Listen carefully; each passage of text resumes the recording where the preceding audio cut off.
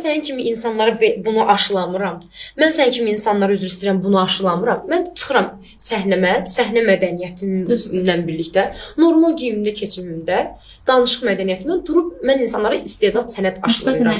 Konsertimdir. Oxuyuram, minlərlə adam mənlə bir yerdə əylənir, deyir, gülür. Hamımız gözəl enerji yaşırıq. Gəlirik evə, əlimi qoyuram əlimin üstə, televizor açıram, kimsə mənə söz atır. Axı nəyə görə? Nəyə görə? Axı mən sənin kimi insanlara bunu aşılamıram.